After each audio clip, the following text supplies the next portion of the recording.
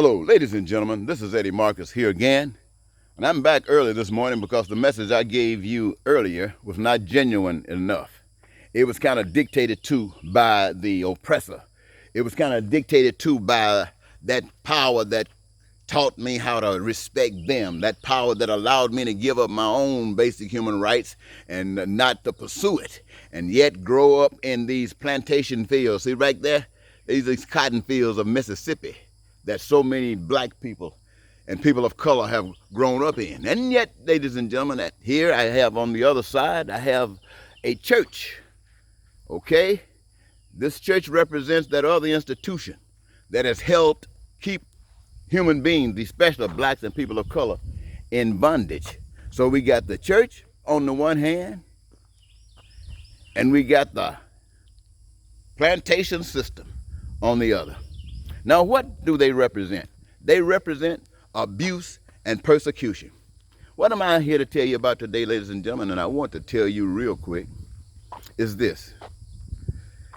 In the eyes of God, America has a demon in the White House. A demon that cares nothing about human beings. Hasn't even hidden it. To you, the most important thing that's going on right now is his election. And what he needs to build that up and make it, give him some good recognition is a problem.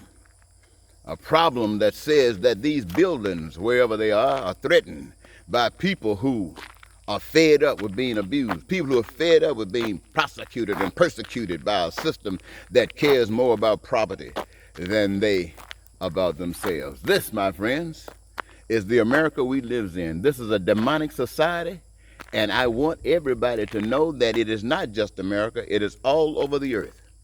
Now, right now, the President of the United States, that demon, Donald Trump, I'm talking to you. You know, I've been preaching just like everybody else, identifying the problem just like everybody else, hoping that somebody smarter than me, somebody wiser than me, somebody who got some balls will stand up for the right things. And I'm here 70 years old today, and probably in the process of dying from all of this malfeasance that I've had to endure while here in this system or ungodly system, seeming to have to make that decision myself. And so if I must, then I do. I want you to know, ladies and gentlemen, that the words that are essential for me to say to you, I probably won't be able to call to the forefront. If I could use the language of those who are oppressed, I would have no problem. You know, because if I use the words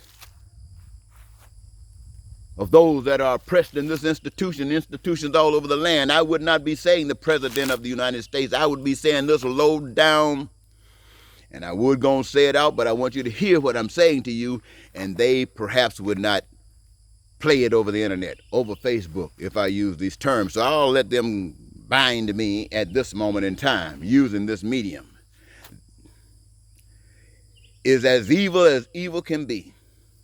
You have heard in the history books, I don't know if it's true or not, that there was a time when such a devil perpetrating evil on people like this down in Egypt land.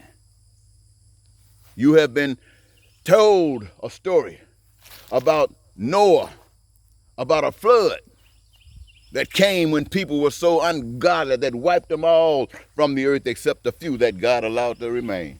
You've heard that story. You also heard that the waters have come and they would not return.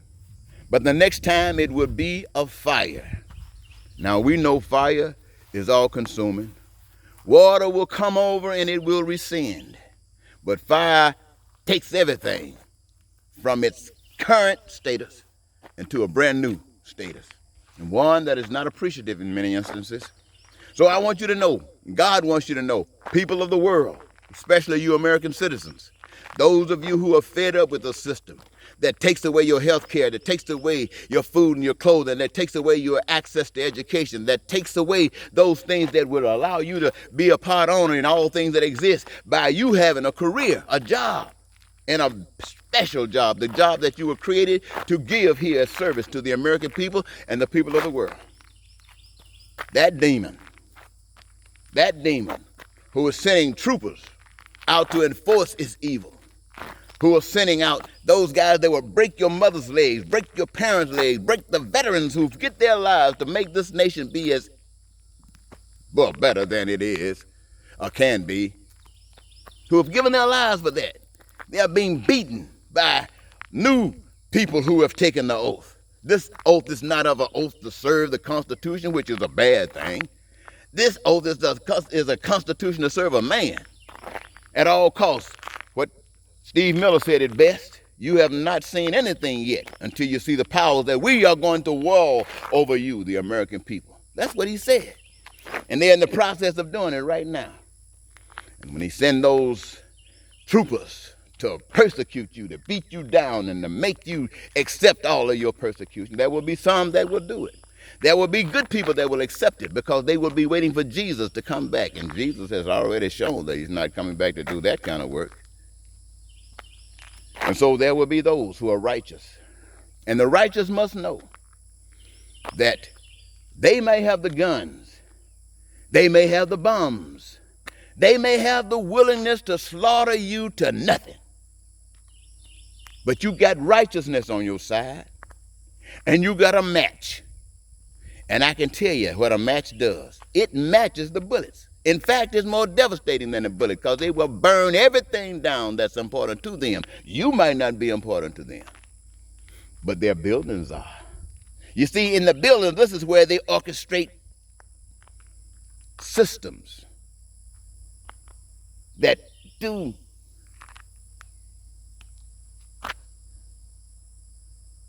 this to you. Ladies and gentlemen, you can make it sure that when they return home after breaking your legs, after beating you down, after putting you in prisons, after persecuting and killing you, that they go back to ashes. Now, who's going to rebuild them? Are they? No. They are abusers. But who are they going to abuse?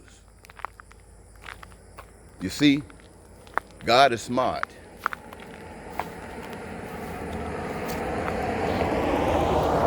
They think they got you on the move. But God wants you to know, whatever is built can be burned down. And everything that's been burned down can be rebuilt. Somebody say, why would you burn down your own house? You don't have a house. You're living in a dump with a license that permits you to pay taxes and to be a slave in this system. But, my friends, there's something that's called equilibrium. There's something that's called bringing it back down to basis. When the tsunami comes, it washes out a lot of things, and it requires a lot of things to be done. When the fire comes, it requires a lot of things to be done, but money won't do it. It takes the will of the people and the know-how. So if Donald Trump wants to beat you down, if he wants to wield the power of evil and Satan over you, then you wield the power of God over him. Strike that match if he won't sit down. And Trump, let me tell you, I know you don't like what I'm saying. And I know the devil does not like what I'm saying. But I've lived now. And I've learned the story. And I'm not afraid of you. I am not afraid of you. In fact, I can think of no better way of dying in a time like this than to face off with the devil in the name of God. You are hurting and abusing that which God has created for a purpose to live as though they were in heaven on earth.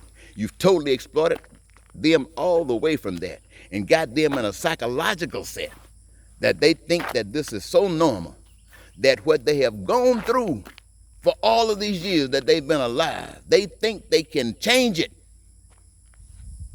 In America, change it by not voting for the devil, Donald Trump, and voting for evil just as well through the Democratic and Biden policies and its position within the system. There's only one way to liberation, ladies and gentlemen. There's only one way of liberation, and that's God. And what do I mean when I say God? I'm saying recognize that man didn't make you.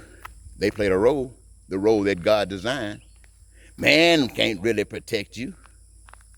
Why? Because based upon the system that he established today is designed to use you. But God made you, and you are a child of the living God.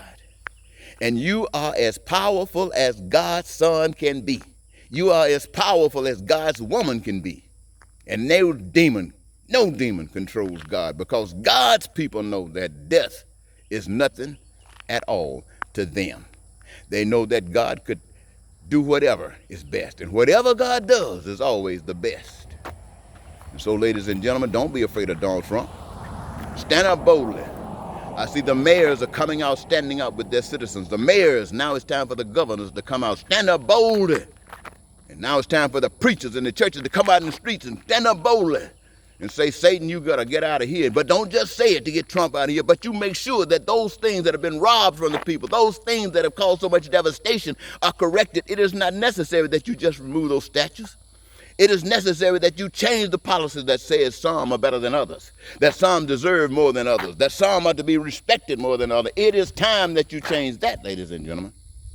For if you don't do that, whatever you do, it's a sign that you're still serving Satan, and this is your end. Thank you, ladies and gentlemen. Goodbye.